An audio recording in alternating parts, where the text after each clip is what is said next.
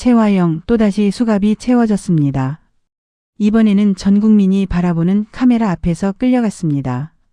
그런데 이유가 더 충격이었어요. 감옥 안에서 죽은 쌍칼 때문이었거든요. 기자회견장은 몇 초 만에 뒤집혔습니다. 조금 전까지만 해도 채화영은 의료기록 유출은 악의적인 음해고 준호와 설인의 결혼 기사도 섣부른 추측이며 쌍칼 죽음은 자기와 아무 상관없는 일이라고 잘라 말하고 있었어요. 그런데 애란이 들어왔고 강백호가 쌍칼 증거를 꺼냈고 수사관들이 바로 안으로 들어왔습니다. 채화영은 처음엔 웃으면서 넘기려 했어요. 그런데 녹음에 이강혁 이름이 나오는 순간 표정이 바로 깨졌습니다. 여기서 이미 하나는 끝났어요. 이번엔 체면으로도 말솜씨로도 버틸 수 없다는 게 시작과 동시에 들켰거든요. 더 무서운 건 강준호 얼굴이었습니다. 방금 전까지 준호는 기자들 앞에서 장미를 감싸고 있었어요. 본부장님이 왜 오셨냐는 질문에 한순간도 망설이지 않고 약혼자로 왔습니다. 라고 말한 사람도 바로 준호였거든요. 채화영은 그 장면을 보면서도 엄마처럼 서 있었습니다. 그런데 끝은 수갑이었죠. 그렇다면 도대체 하루 사이에 무슨 일이 벌어진 걸까요? 왜 설인의 의료기록으로 오장미를 몰아세우던 여자가 전 국민 앞에서 쌍칼 죽음 혐의로 재구속까지 당한 걸까요? 시작 전에 구독과 좋아요 부탁드릴게요. 오늘 이야기는 단순히 재체포 장면 하나로 끝나는 회차가 아닙니다.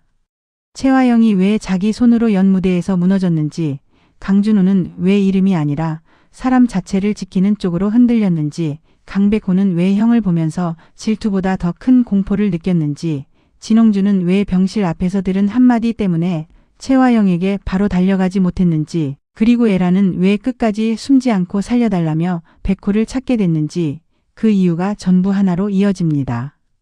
결론 1부부터 먼저 드릴게요. 채화영은 오장미를 정신적으로 위험한 여자처럼 보이게 만들려 했고 쌍칼 입을 감옥 안에서까지 막으려 했습니다. 그런데 그 두 선택이 한꺼번에 틀렸어요. 사람을 너무 쉽게 버렸고 살아남은 입이 있다는 걸 놓쳤거든요.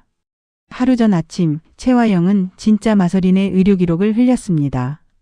위조는 아니었어요. 예전 사고 이후 수면제 처방을 받았고 심리적으로 크게 흔들렸던 기록이 실제로 있었으니까요.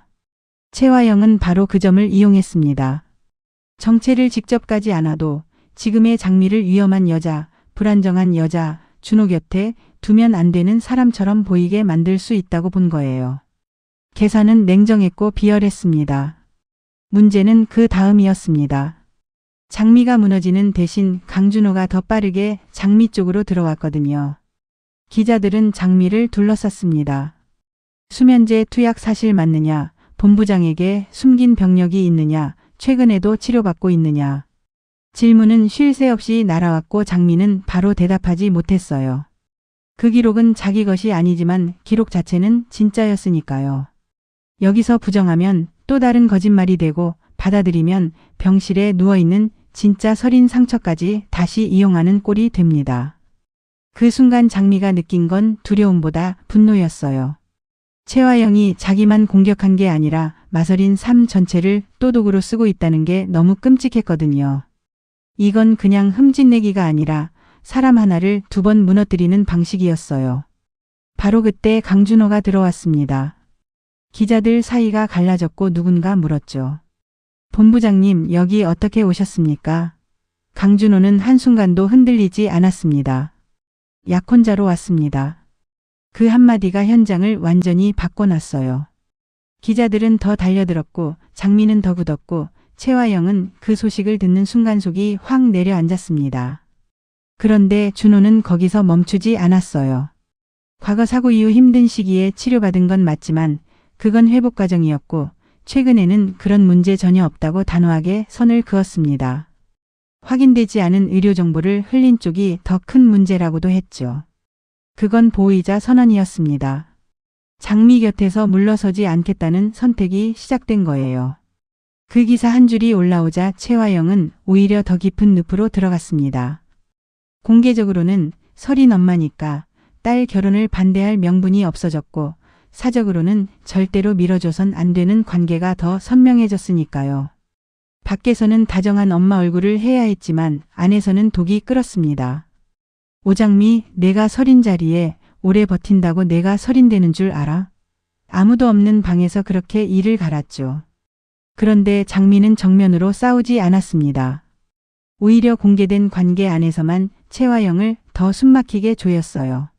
엄마, 이제는 엄마가 먼저 정리해 주셔야죠. 겉으로 보면 너무 평범한 말입니다. 엄마가 딸 편에 서달라는 말이니까요. 그런데 채화영에게는 그게 칼이었어요. 자기가 터뜨린 기사 때문에 이제는 자기 손으로 딸 결혼을 챙기는 사람처럼 보여야 했으니까요. 그 기사까지 마대창 눈에 들어가면서 채화영은 더 몰렸습니다. 마대창은 원래 이 결혼 자체를 반대하고 있었거든요. 그래서 채화영을 따로 불러 세워 차갑게 잘랐어요. 채 대표, 당신 요즘 왜 자꾸 설인이 힘들게 하나? 결혼 기사까지 나게 두고 애를 이렇게 흔들어? 겉으로는 손녀를 걱정하는 말이었지만 채화영에게는 경고였습니다. 결혼도 못마땅하고 채화영 태도도 이상하게 보기 시작했다는 뜻이었으니까요. 채화영은 웃는 얼굴을 유지했지만 속은 흔들렸어요. 마대창 의심이 시작되면 드림 안에서 자기 자리도 바로 흔들리거든요. 장미는 그 뒤로도 같은 방식으로 채화영을 압박했습니다. 엄마가 먼저 말해주셔야 사람들이 더 이상 오해 안 하죠. 엄마가 반대하시면 저만 이상해지는 게 아니라 준호 씨도 난처해져요. 겉으로는 너무 자연스러운 말이에요. 그런데 채화영만 그 말의 진짜 무게를 알았습니다. 자기 앞에서 엄마라고 부르는 여자가 사실은 가장 막아야 할 관계를 자기 체면으로 붙들고 있는 셈이었으니까요. 장미는 준호를 사랑카드로 쓴 게 아니었습니다. 방패로 쓴 거였어요. 채화영이 쉽게 손대지 못하게 만드는 공식 보호막. 그 선택은 차갑지만 정확했습니다. 장미에게는 이미 백호가 있었고 준호는 감정이 아니라 생존을 위한 카드였어요. 그날 밤 채화영은 장미를 따로 불렀습니다. 문이 닫히자마자 얼굴이 완전히 바뀌었어요. 밖에서 보이던 엄마 얼굴은 사라지고 오장미 정체를 알고 있는 여자만 남았습니다. 내가 내 정체를 모를 것 같았어. 오장미. 장미는 그 말에 눈빛만 굳혔습니다. 놀라는 척도 하지 않았어요. 채화영이 이 카드를 언제든 꺼낼 수 있다고 이미 예상하고 있었거든요. 채화영은 한 발 더 들어왔습니다. 내가 누구인지 다른 사람한테 말하는 순간 내 가족부터 가만 안 둬. 내가 왜 아직 널 살려두는지 알아? 설인이 찾을 때까지만이야. 그 말은 협박이면서 동시에 조급함이었습니다. 진짜 설인을 아직 못 찾았고 그래서 오장미도 완전히 치우지 못한다는 약점이 그대로 드러났거든요.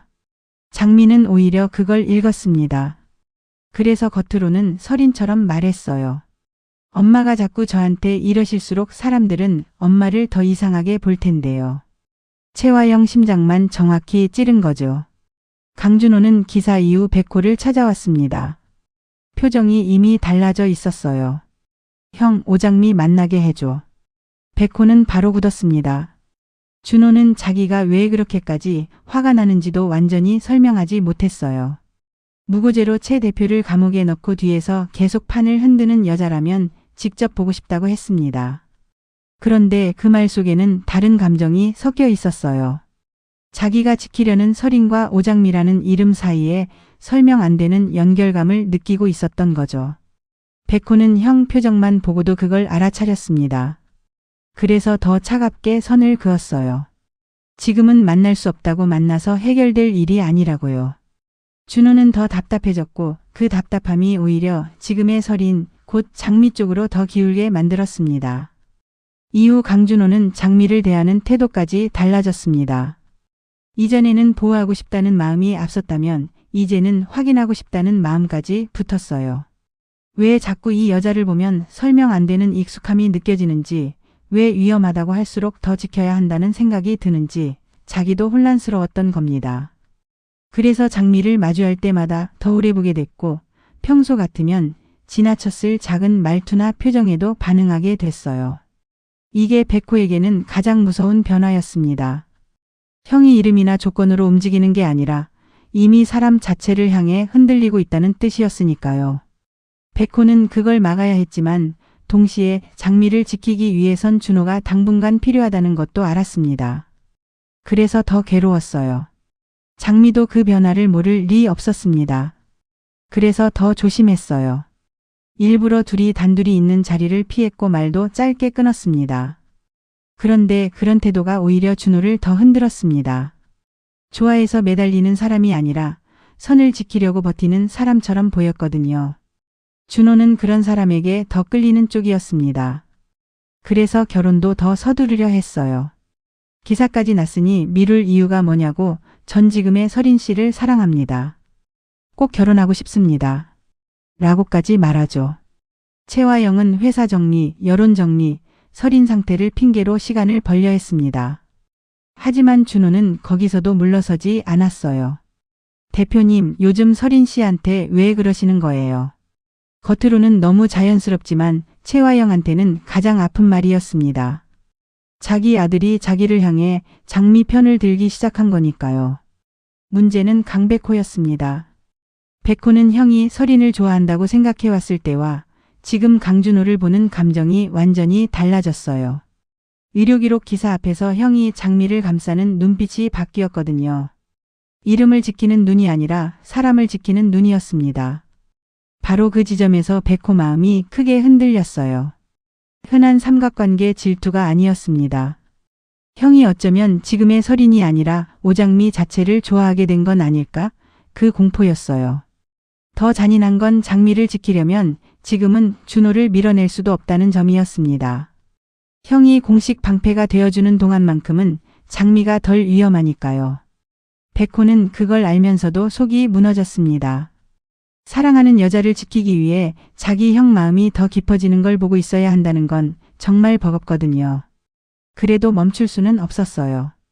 지금은 감정보다 사건이 먼저였으니까요. 그리고 바로 그때 쌍칼 사망 뉴스가 터졌습니다. 감옥 안에서 갑자기 쓰러졌고 심정지로 발견됐다는 짧은 속보였어요. 사람들은 그냥 사고로 볼 수도 있었겠죠. 그런데 채화영 주변 사람들 표정은 동시에 굳었습니다. 장미는 직감했어요. 이건 끝난 게 아니라 시작됐다고요. 백호도 같은 판단을 했습니다. 가짜 자수로 채화영을 밖으로 꺼내준 사람이 감옥 안에서 죽었다면 이건 입막음 구조를 의심할 수밖에 없었어요. 가장 늦게 흔들린 사람은 강남봉이었습니다. 남봉은 그 뉴스 한 줄을 보고도 한동안 아무 말도 못했어요. 감옥 안에 있는 사람 입까지 막을 수 있다면 그날 사고 전 자신을 따로 불러냈던 채화영 행동도 다르게 봐야 하거든요.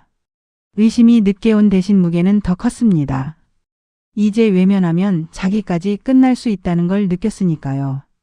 강남봉은 이미 채화영과의 불륜 사실을 강백호에게 들킨 상태였습니다. 예전에 딱 걸렸으니까요. 그래서 그걸 새삼 숨길 수는 없었어요. 남봉이 이번에 꺼낸 건 다른 조각이었습니다.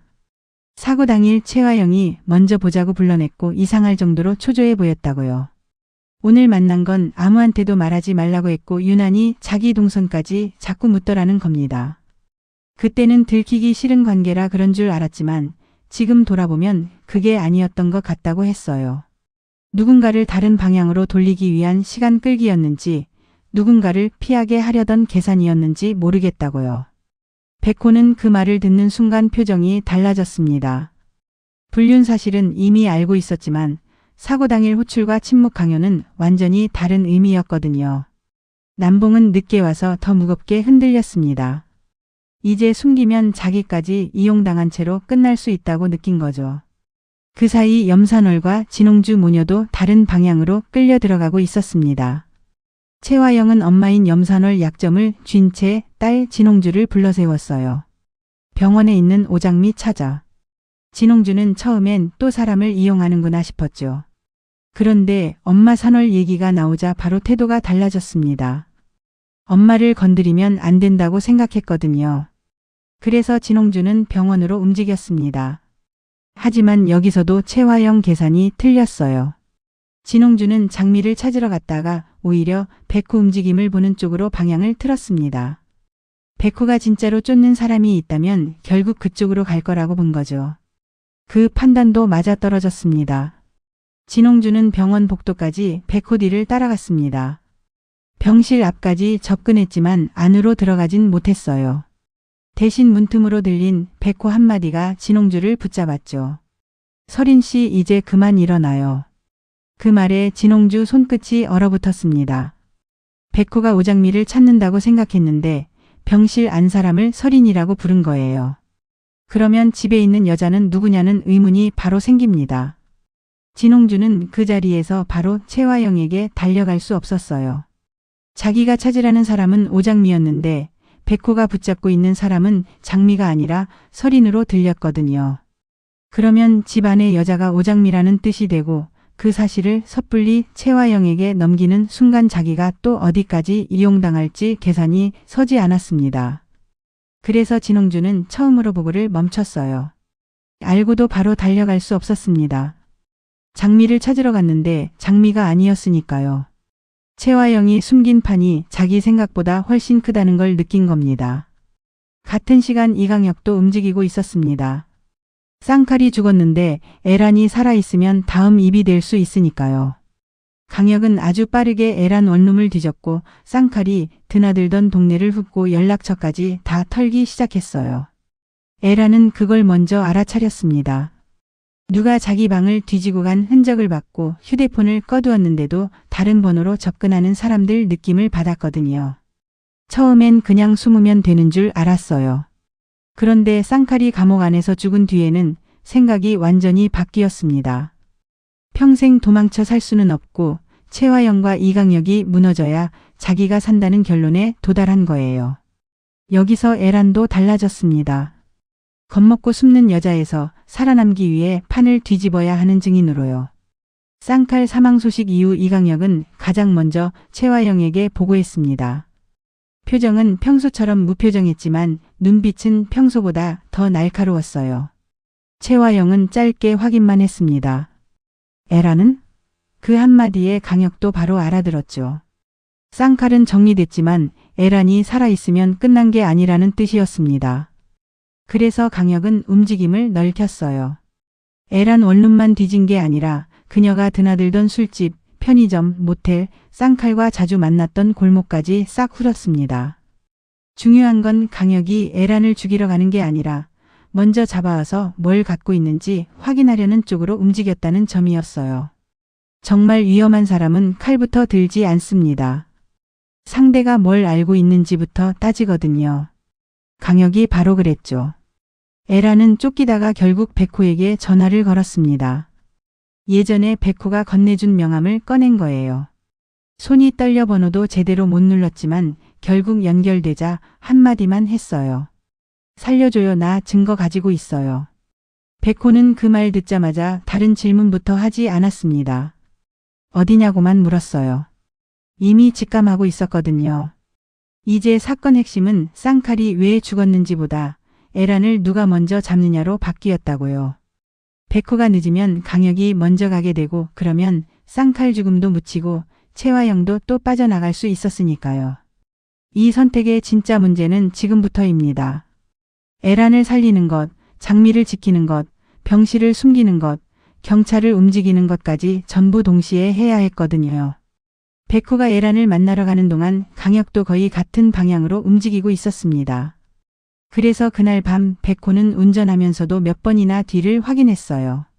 누가 따라붙는지, 경찰을 먼저 붙여야 할지 아니면 에란부터 빼내야 할지 계속 계산했죠.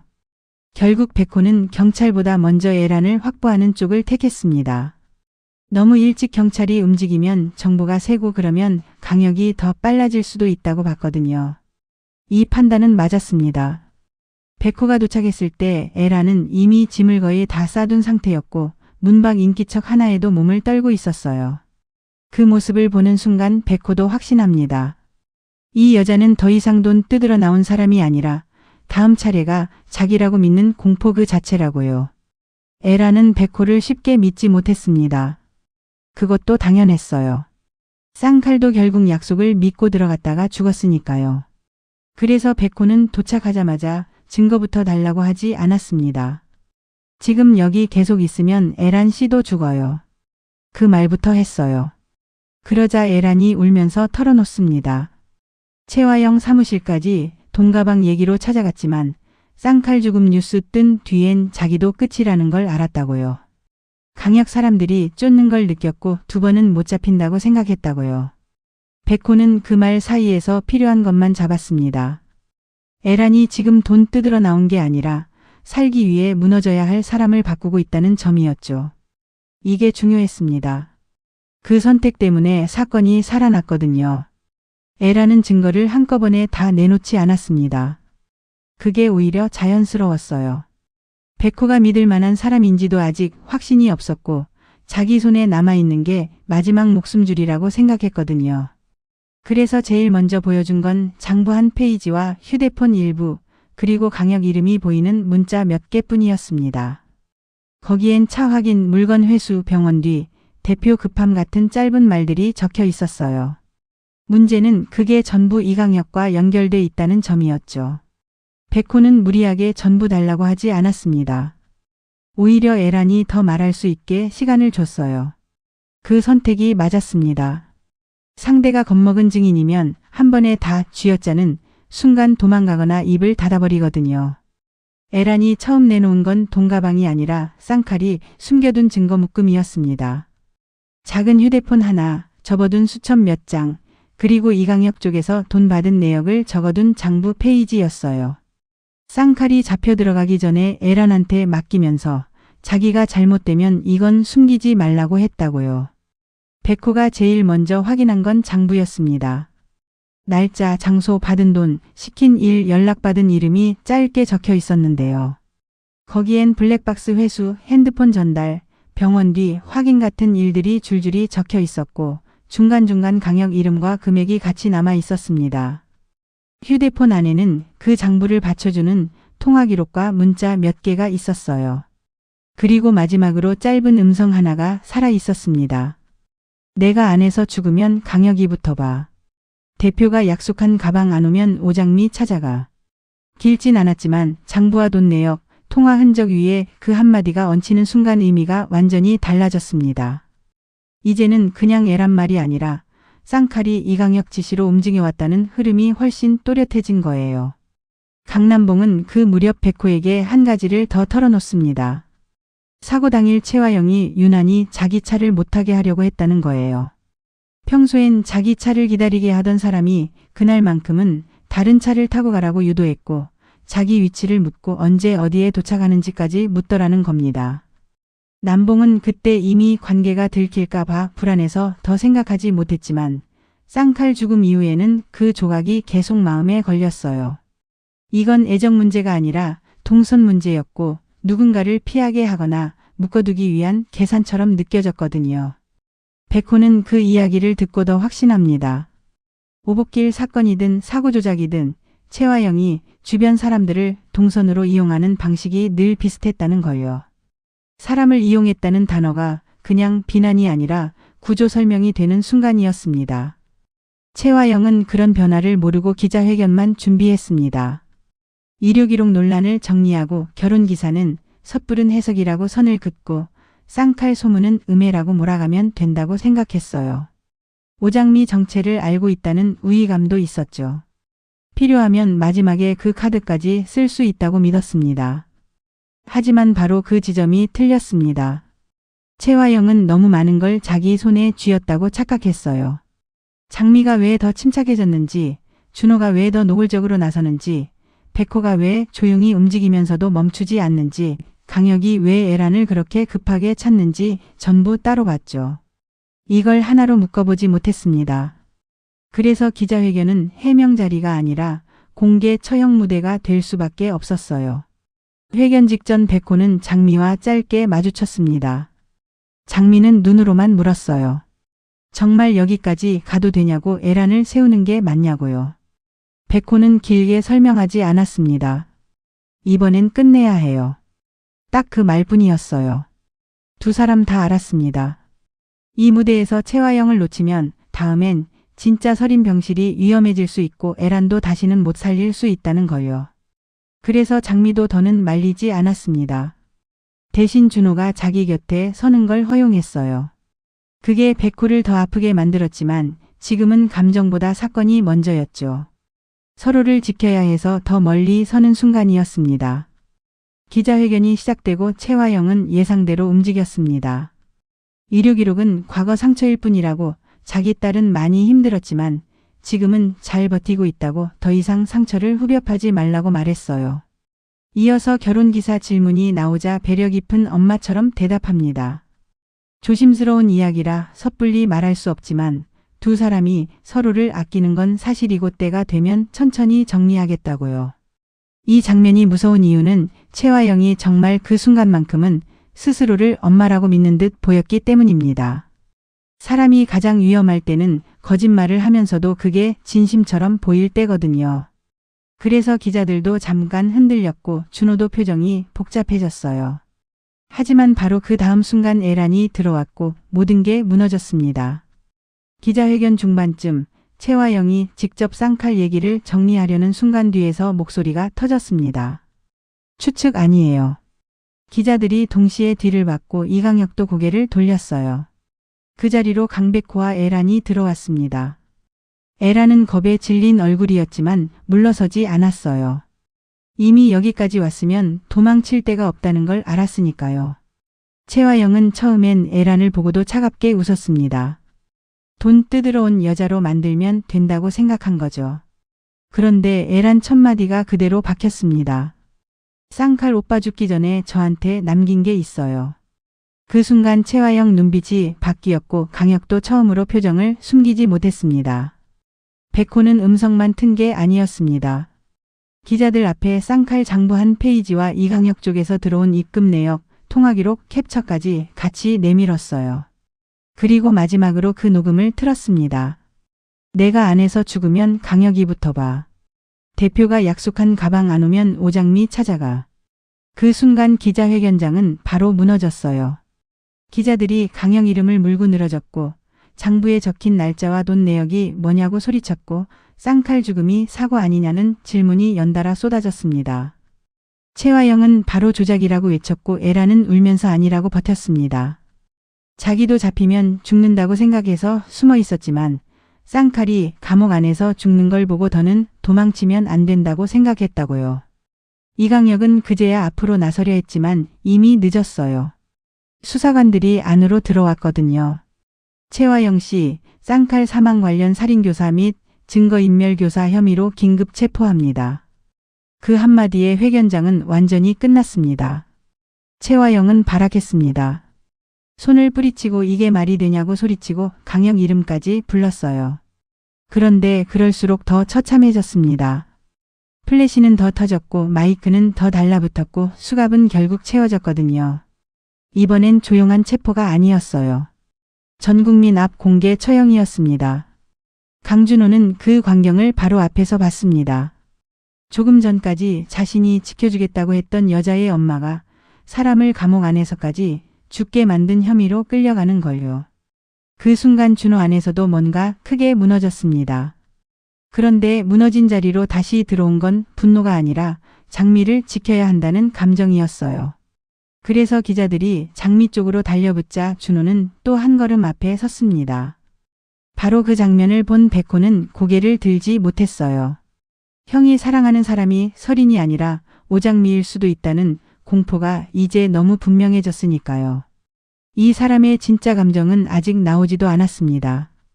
수갑이 채워지는 순간 강준호가 처음으로 채화영을 엄마가 아니라 피의자로 보게 됐다는 점도 중요했습니다. 준호는 그 자리에서 바로 무너지지 않았어요. 오히려 더 굳었습니다. 자기 앞에서 계속 무너지는 장미를 또 혼자 세워둘 수 없다고 느꼈거든요. 그래서 기자들이 장미 쪽으로 다시 몰리자 본능처럼 앞을 막아섰습니다. 오늘 질문은 여기까지 하시죠. 그 짧은 한마디였지만 백호에겐 너무 크게 들렸어요.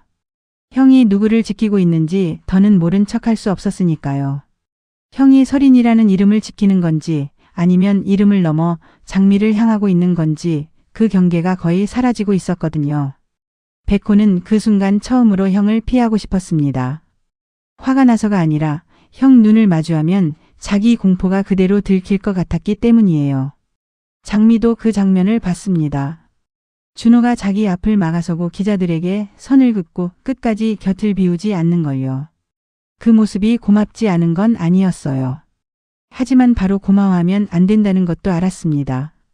지금 이 보호를 감정으로 받아들이는 순간 백호와 자신, 준호까지 셋 다 더 위험해질 수 있었거든요. 그래서 장미는 일부러 더 차갑게 섰어요. 눈빛만 잠깐 흔들리고 다시 굳혔습니다.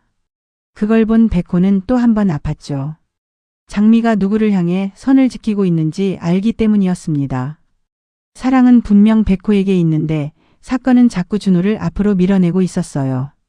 그 어긋남이 앞으로 더 큰 폭발로 이어지게 됩니다. 최화영이 끌려간 뒤 이강혁은 곧바로 자리를 빠져나가려 했습니다. 그런데 백호가 그걸 놓치지 않았어요. 직접 붙잡은 건 아니지만 시선을 끝까지 따라갔습니다. 강혁도 그걸 느꼈죠. 그래서 잠깐 멈춰섰다가 다시 걸었습니다. 두 사람 사이에 말은 없었지만 의미는 분명했습니다. 이번엔 최화영만 끝난 게 아니라 다음은 너라는 경고였거든요. 강혁은 그 눈빛을 피하지 않았어요. 오히려 더 낮게 웃었습니다. 아직 자기는 안 잡혔다는 뜻이었죠. 이게 그래서 더 위험합니다. 기자회견은 끝났지만 실행선은 아직 살아있거든요. 쌍칼이 죽고 최화영이 끌려갔어도 실제로 움직이던 손은 여전히 밖에 있다는 뜻이니까요. 마대창은 멀리서 그 장면을 다 지켜봤습니다. 최화영이 끌려가는 걸 보면서 드림 회장 얼굴이 싸늘하게 굳었죠. 최화영 입장에서는 마지막 기대였을지도 몰라요. 그래도 마대창이 자기 편에 남아줄 거라고요. 그런데 마대창은 전혀 다른 쪽으로 움직이기 시작했습니다. 이미 결혼 기사로 화영을 못마땅해 하고 있었는데 이번 공개 체포까지 터지면서 더는 감쌀 이유가 없어진 겁니다.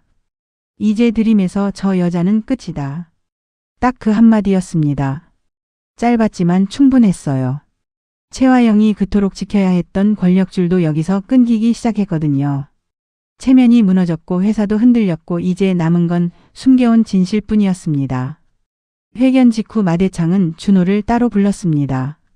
그리고 아주 짧게 물었어요. 너 아직도 그 결혼 밀 거냐? 준호는 쉽게 대답하지 못했습니다. 조금 전까지는 분명하다고 생각했는데 지금은 상황이 너무 많이 바뀌어 있었으니까요. 그런데 아이러니하게도 마음은 더 선명해졌어요.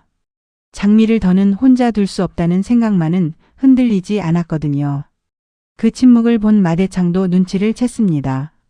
그래서 차갑게 덧붙였죠. 최 대표는 끝났지만 내가 지금 붙들고 있는 그 관계는 아직 시작도 안 끝났다. 이 한마디가 다음 판을 열어줍니다. 마대창은 결혼을 반대하지만 동시에 손녀처럼 보이는 저 여자 주변에 더 큰 비밀이 있다는 것도 감지하기 시작한 거예요.